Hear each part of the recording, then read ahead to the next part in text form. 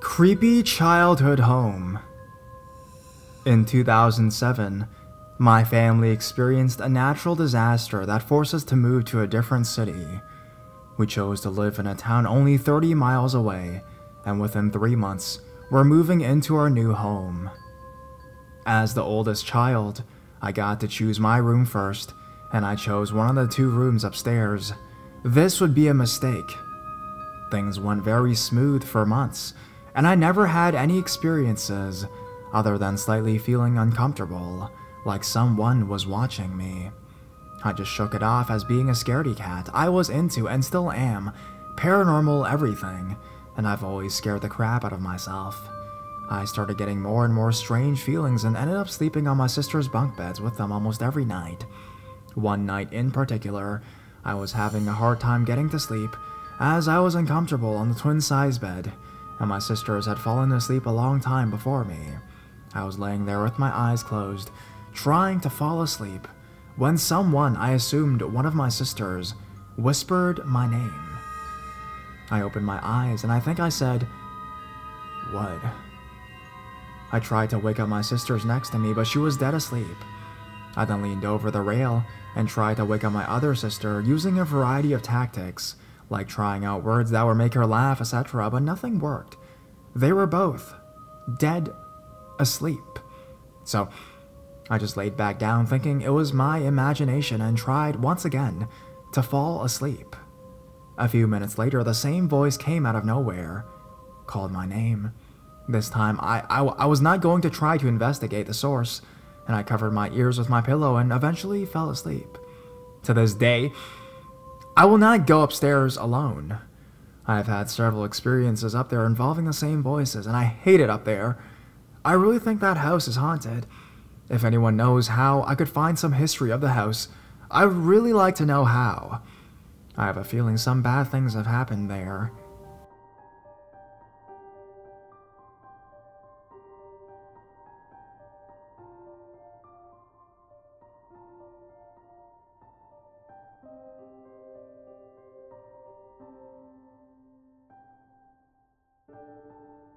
Just moved back into my haunted childhood home. When I was about 5 years old, my family and I moved into a 3-bedroom, 2-bath house in Texas back in 1985. When I was around 6 or 7 years old, I began realizing that our house was very different from other families. We would hear footsteps, whispering, thuds, those kinds of things. I don't think I ever heard the word haunted to describe the atmosphere of our house until I was nearly 10. But since I'd grown up around it, it was kind of normal for me. I don't ever remember feeling scared, and nothing that happened ever seemed threatening. It was always just something that was kind of happening in the background that I rarely thought too much about.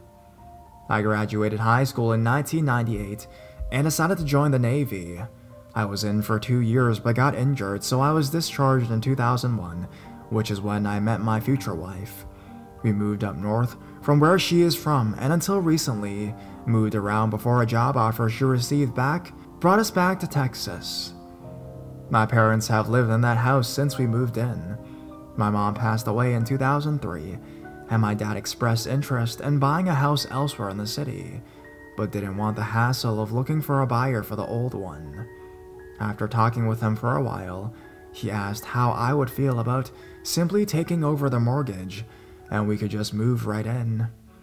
My wife's job was a good hour away though, so initially we weren't sure if that was a good idea, but after talking to her and mulling things over, she decided the commute was worth the money we could save, so we went through with it. I had already told her about what it was like growing up there, that I felt it was a nice house, but that weird stuff did happen there. She didn't seem fazed by any of that, but honestly, she didn't believe in any of that stuff. So we moved back in June, and my dad said the house has been quiet for years. The last strange thing he had experienced was when my mom still lived there, and after she passed, it just seemed to go dormant. Within a month after moving back into the house, we were already experiencing things. Small stuff at first, like knocks, bangs, voices, but nothing too overt. My wife initially blew it off, but now it seems like the house is more active than it ever has been when I was a little kid. My mom and dad both claimed to have seen the ghost of a man in the home, but I never saw anything. I only heard stuff. Last night, my wife told me that she had seen a man looking at her in the kitchen a couple weeks ago. I asked her if she felt threatened by him, and she said no. It was just jarring to turn and see someone in your kitchen.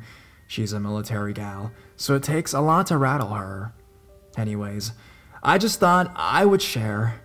I find it interesting that the house seemed to quiet down for years, and all of a sudden, things change and becomes active again. Has anyone else had this happen before, where a house that's haunted goes through cycles of activity? Updates. So, I just got laid off from my job. Not to worry, my wife is the breadwinner and we are fine. I just work to keep busy and have some play money.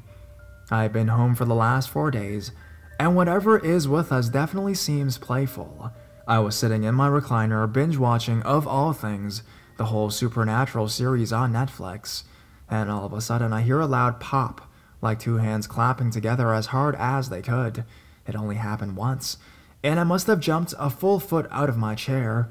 It may sound strange, but I think whatever it is just wants us to know it's there. I still get no sense of danger from it, but it still really startled me.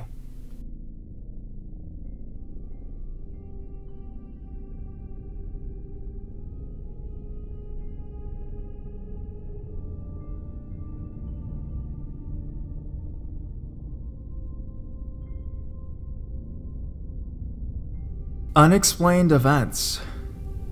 This is a story about my childhood home. Greetings all. Sorry, yet another long post, fair warning. I actually edited some stuff out to make it shorter, if you will believe that. I posted a couple weeks ago about my current house, which I will provide an update on soonish, but I realized that in comments I have been mentioning my childhood home without going into any details about it, so I figured I should make a posting on it. I'll probably end up doing 3 posts, with the first 2 being about the home I lived in from when I was about 3.5 till I moved out to college. My mom and brother moved out the following weekend, so I don't think they experienced anything else. My dad had lived with us in the apartment until I was in 2nd grade, then he moved out. For why the home experiences are going to be divided into 2 posts.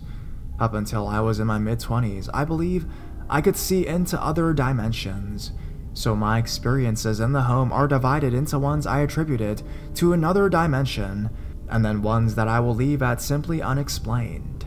The first post will be about what I consider to be dimensional. I would love to hear your feedback on any of these events, possible explanations or debunkings, and if you have any ideas what the dimensional experiences might have been, if not other dimensions. To give you an understanding of the house, it was an apartment building. If you're facing the building from the street, we were the top right apartment. It was a 2-bedroom apartment, with a living room, kitchen, and den all open concept. We had converted the den into another bedroom with light, see-through curtains hanging from the ceiling, so each had our own bedroom. We would switch around, so I was never in the same room for more than a couple years at a time. Anyways, the events. As a note, I never felt scared in the house. Dimensional events. When I was 3 years old, I saw a man walk through the wall, across the room into the closed closet. He was a young man, African American, with a bright colored sweater and a Walkman with big headphones. I freaked my parents out when I told them about him. I never saw him again. I would see strange things in the yard. Once, I remember seeing a group of bicyclers with numbers on as if in a race go across the yard and into a patch of woods on the other side. My brother and I had both been looking out the window waiting for my dad. I told my brother and he started crying. I got in trouble with my mom and stopped saying what I saw to other people. Now, this took place in a park away from our house. I was in first grade and saw a man tied to a concrete post. Another man poured gasoline on him and lit him on fire.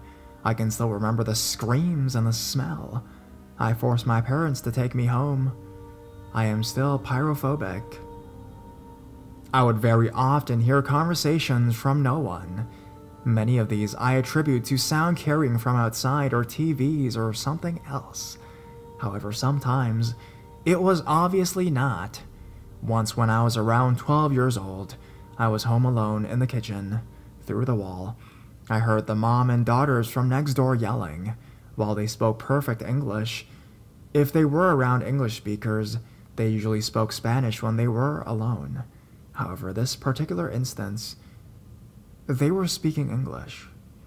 Their voices all sounded just a little bit off, but I could clearly identify each voice.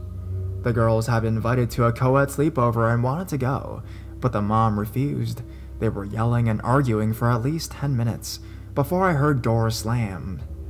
A little later, my mom came home and I asked if I could head next door to check on the girls. My mom gave me a blank look, so I explained what I heard and repeated I just wanted to check on them to see if they were okay. I would often check after they had a fight, as the girls would often try to go behind their mom's back, and I tried to be a voice of reason. That's when my mom reminded me all three were in Puerto Rico visiting their grandmother and wouldn't be back for another week. There were several other instances like this, and as far as I know, my mom and brother never hear unexplained conversations like me. Jewel. I don't know if she told me her name or I just knew it. I just can't remember a time before she started visiting me, but she stopped sometime when I was in 9th grade. I would hear a clunk on my window and see the top of a ladder. Then she would climb up it. She would talk sometimes, but usually she just thought at me. It's hard to explain. Anyways, the idea was she wanted me to go with her to another dimension where there was a school for travelers. I often fluctuated between thinking I was crazy and she was crazy. She was the only thing that made me uncomfortable in the home. I hated when she would show up about once a month. I would furiously ignore her until she went away. I've only told 2 people about her, and both insist she was an imaginary friend. Maybe she was, but I certainly didn't want her to be around as a friend. Anyways, thanks for reading and sharing any thoughts you have. I'll post either tomorrow or early next week on the unexplained events that I have and more. They are a bit more of a traditional haunting type stuff, but never scary, to me anyways. My mom and brother would disagree.